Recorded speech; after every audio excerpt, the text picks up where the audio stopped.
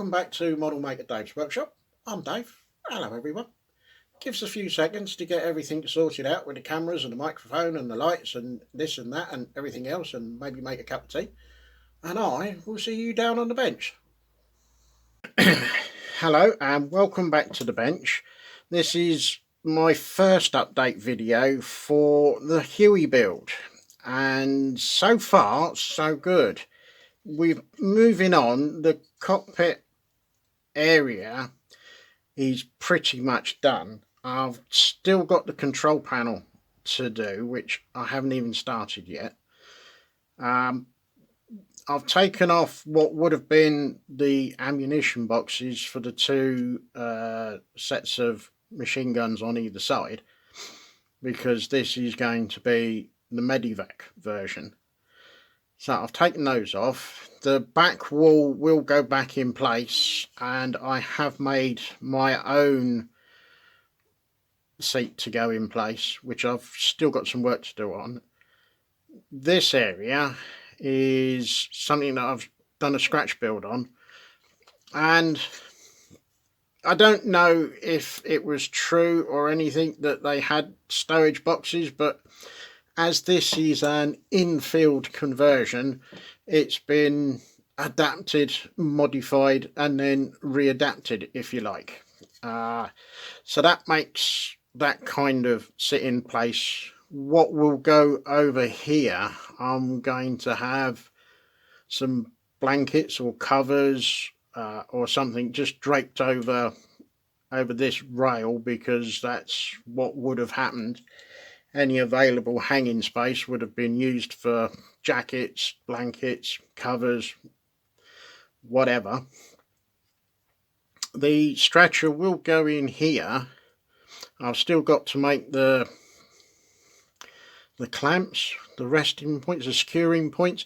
Not really sure what they're supposed to be called, but that's got to be done along with the stretcher, and then that back plate can go in and the seat can be finished and put in place, and that will then be that area virtually complete, ready and waiting for paint. So the back plate has changed. There was detail on here. I know you can just about see it, but by the time it's been painted, put in place, the chances of you actually seeing any of this slight shadow detail, excuse me, will virtually be not there. So I've done all the scribe work for putting the diamond pattern back in again.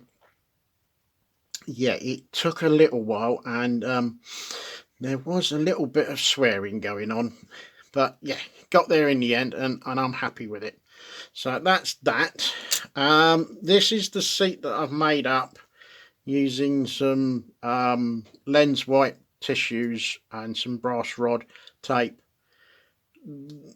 This section here I'm going to move up. I'm going to do an adjustment and put it back in slightly differently, because it's a little bit too high up on the back wall at the moment. Now, engine.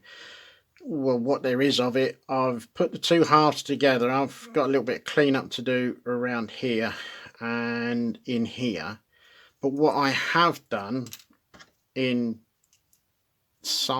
let me put my torch on, hopefully if I get it in shot, hopefully you will see that there's a turbine fan located in there.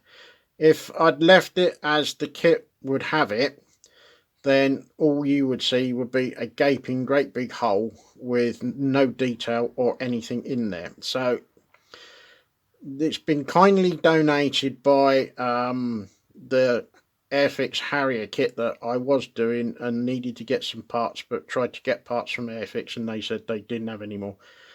So I'm now using that as a greebly box filler. So that's been put in. It's 1/48 scale. I don't think the fact that it's a smaller scale is going to make a great deal of difference, because when it's actually in place, I don't think you're going to see an awful lot of it. But it's there just excuse me, just to fill a gaping great big hole. Revel really did miss a trick. They could have done so much more with this, and yet they've done so little, which is a shame, but it doesn't detract from the kit. The kit has come together really nicely, and it is coming on very well. So far, he says optimistically, so far that I have not had any fit issues. However, I've still got the two halves of the fuselage to go, and yeah, I think we'll just leave it at there, and we will see what happens. We'll see what happens when we get to that part of the build. Yeah, that could put a spanner in the works. But so far that's it. Today I shall probably do a bit more on this and have a go at building myself a stretcher.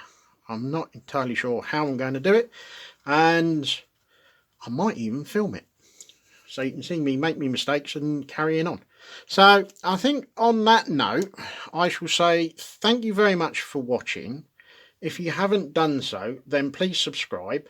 Hit the bell so you get the notifications when I upload more content. Also, we will be doing another live Huey build part. This will be part 2, I suppose, if that's what you want to call it. I think it's the last Saturday, about the 30th of the month. So look out for that. There is a reminder already posted, so go looking for that either on Colin's channel or on mine, and so you'll be able to pick that up. Other than that, I will see you in the next one.